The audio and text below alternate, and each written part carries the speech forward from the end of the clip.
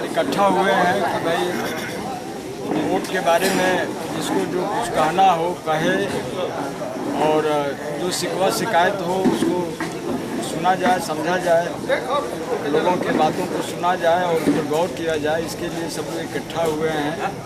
और भी जिसको जो कुछ कहना हो अपना कहे, गांव के लोग सब लोग इकट्ठा हैं।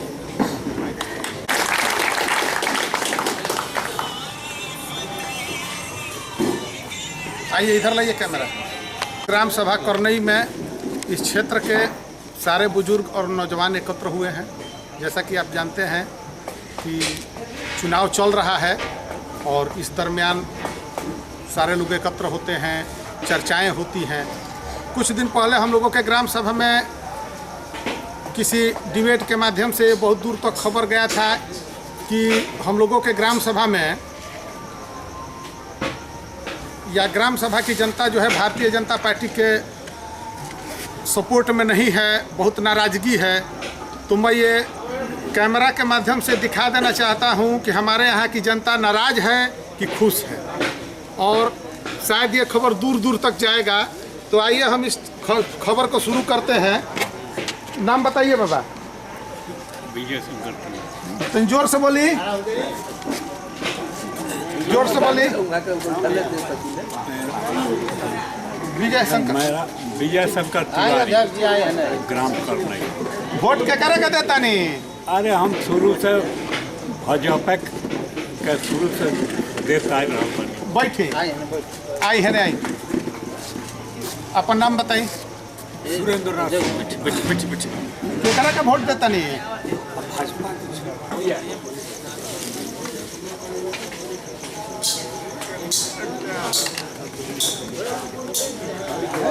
और कोई जिसको कोई कहना हो अपना भी कह सकता है। नारायण जी बोले। भोजपुरिया में भाषा तो बहुत बढ़िया। भोजपुरिया में हम ही कहो कि जरूर वहाँ के गंगा के जल लेखा पवित्र बानी उपेंद्र तिवारी। हमारा असहाय के केहू जब ना रहो तो वहाँ के दोनों भाई खड़ा होके हमार रोड निकलवनी, हमारा के बड़ी परिश्रम से मैं चीज़ पहुँचौनी। केहू ना रह, जबकि यहाँ के सरकार ना रह तब।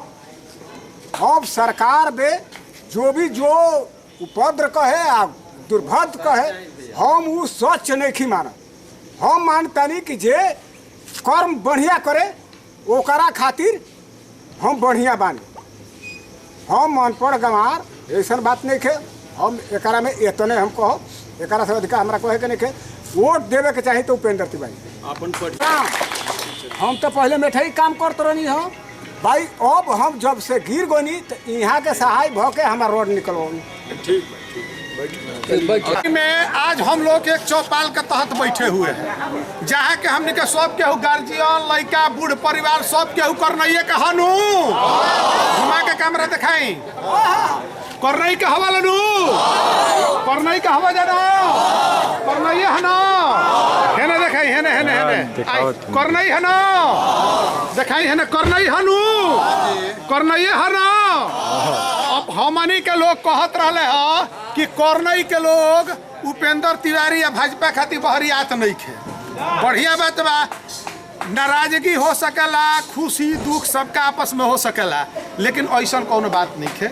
भारतीय जनता पार्टी के प्रति गांव हमेशा समर्पित रहल बा। आ हे बेरा है 8-9 बजे रात में है सब है जैसा बुजुर्ग दिखाइए, कैमरा में दिखाइए, दिखाइए। सब लोग इकट्ठा होकर के और यहाँ पे भारतीय जनता पार्टी के समर्थन में वोट मांगने आए हैं। और हम लोगों के गांव में सबसे बुजुर्ग और गार्जियन हमारे बैठे हैं बाबा, और इन्हीं से हम बताना चाहते हैं कि बताइए हमने के केकरा का वोट देवे के चाहिए? अरे भाजपा के वोट देवे के चाहिए, ऊपर तक के। हाँ, बोले बोले बजरंग बली। जय श्री राम, जय श्री राम, जय श्री राम, जय श्री राम, जय श्री राम, जय श्री राम, जय श्री राम, हर हर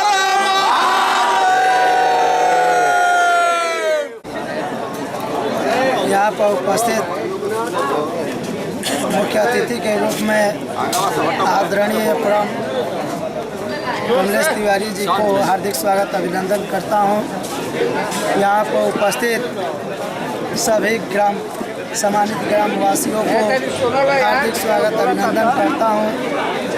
बड़ों को चरण स्पर्श करते हुए हार्दिक स्वागत अभिनंदन करता हूं। इन छोटों को शुभ आशीर्वाद देता हूं। साथियों, यहाँ पर बड़े भाई रवीश भाई भैया हैं जो कि यहाँ पर मीटिंग कराए हुए हैं। इस मीटिंग को मैं हार्दिक स्वागत से अभिनंदन करता हूं कि इन्होंने हमको 2 शब्द बोलने का मौका दिए और मैं इस मीटिंग से सहमति हूं। यहाँ पर हमारे पूर्वजों को हेल्प किए हुए आदरणीय परम रविंदर बाबा जो कहे हैं कि हम लोग वोट देंगे, तो उसमें हमारा भी सहमति है। जय श्री राम, जय श्री राम, जय श्री राम। विनोद चौहान जी का आगमन हुआ है। हम चाहेंगे कि उनका अपने सागरपाली मंडल में स्वागत करें और उनका अभिनंदन करें जोरदार ताली के साथ।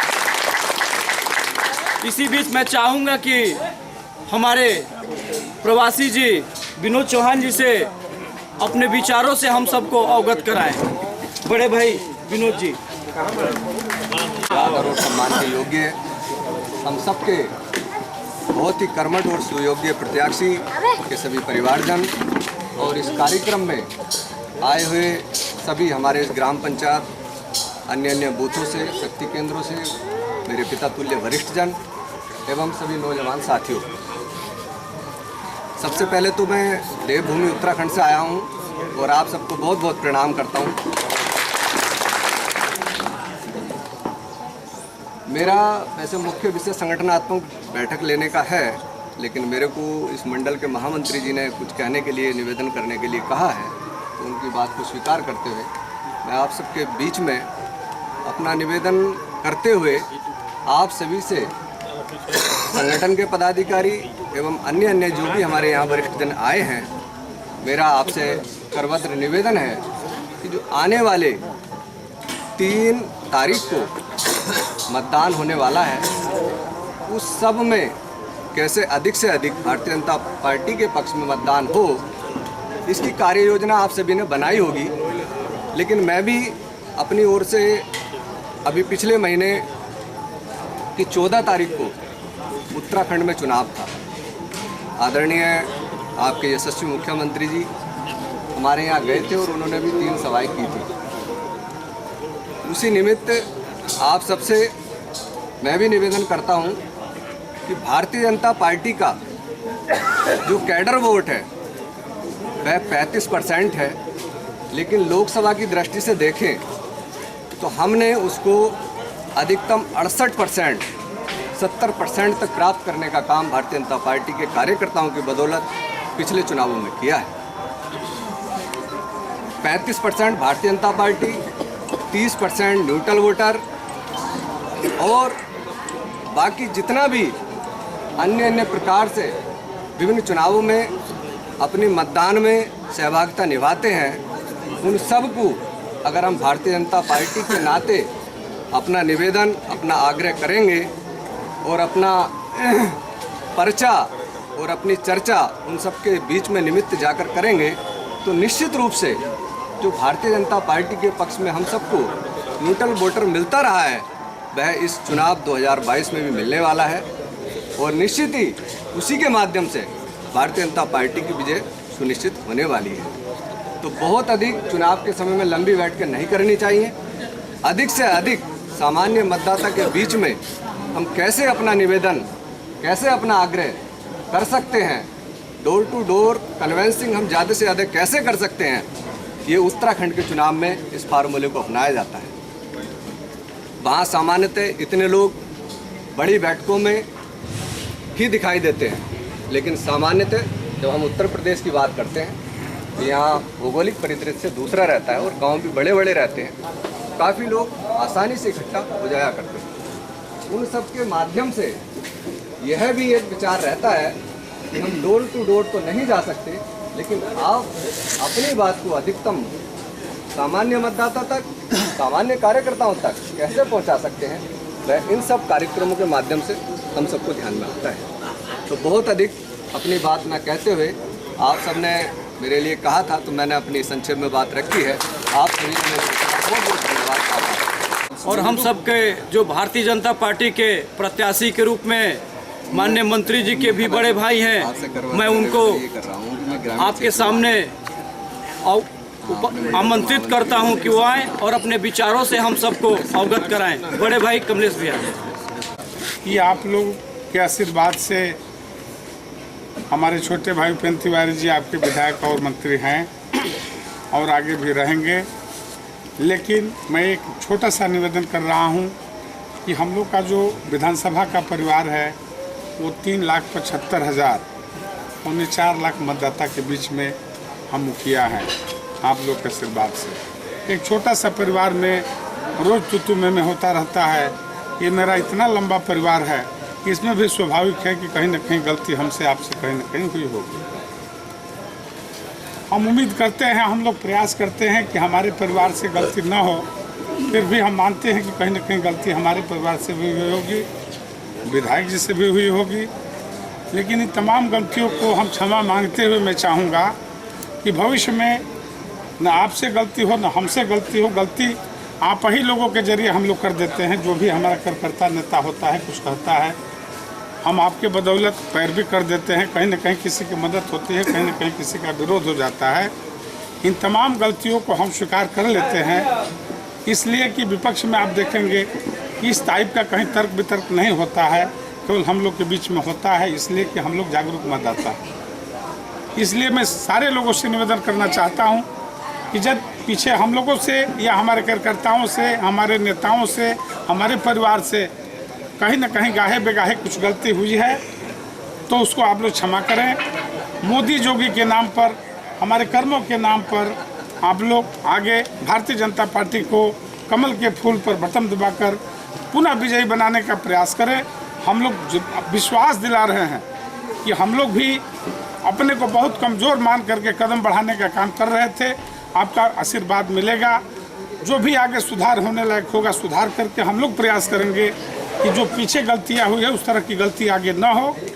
लेकिन इसके लिए हमारा सुझाव है, जब भी चुनाव हो जाए, परिणाम आने के बाद हर गांव में एक व्यवस्था होनी चाहिए कि आप अपने जो भी प्रतिनिधि को चुने उसकी एक बैठक बुलाइए, स्वागत करें, जो भी आप लोग के बीच काम हो, वर्क हो, उनके सामने रखें। 6 महीना साल भर बाद फिर उस पर विचार करें तो ये हमारे आपके बीच एक आदान प्रदान बातों का होता रहेगा। तो हम उम्मीद करते हैं कि हमारे आपके बीच कोई भी शिकवा शिकायत होगी वो 5 साल चुनाव आने के बीच नहीं रह जाएगी। हर 6 महीने पर, हर साल भर पर वो शिकायत दूर हो जाएगी और हम प्रयास करते रहेंगे विकास का काम हो, गलती काम न हो।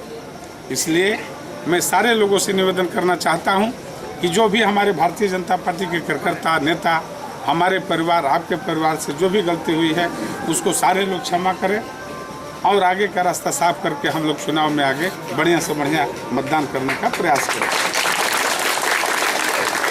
साथ ही मैं आप लोगों से निवेदन करना चाहता हूं कि आप लोग तन मन धन से एक गरीब परिवार के लड़के को प्रधान बनाने का काम किया, जो हमारे हरजन चमार बस्ती से आने का काम करते हैं। हम लोग के बीच में बैठे हुए हैं।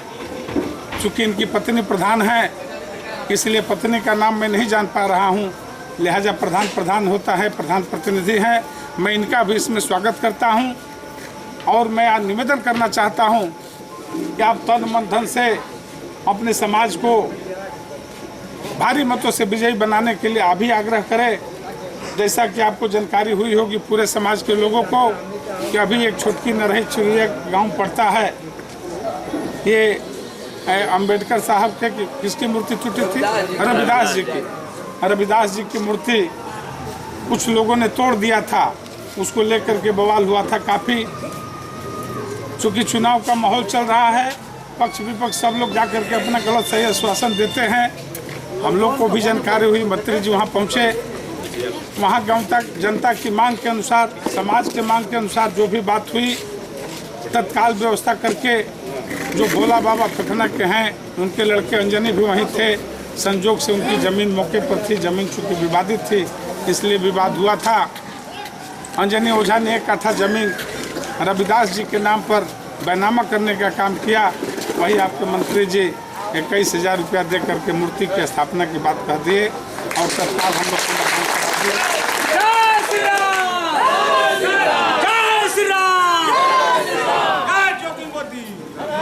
इसलिए हम लोग प्रयास करते हैं कि किसी टाइप का कोई विवाद आवे, विवाद को तत्काल हल कराया जाए।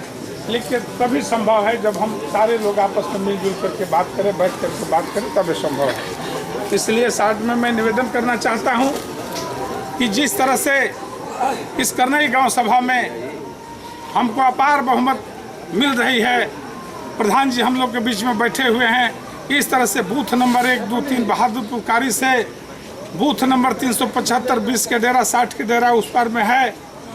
मैं आपको विश्वास दिलाना चाहता हूं, हवा में नहीं, जो उत्साह आपके करनई में दिखाई दे रहा है वो बहादुरपुर कारी बूथ नंबर 1, 2, 3 से उठेगा और वो चमकते हुए 375 20 के डेरा 60 के डेरा उस पर गंगा के उस पार है। हमेशा लगातार हम लोग संपर्क में हैं, आपको विजय हासिल होगी और झंडा फहराएगा। जय श्री राम।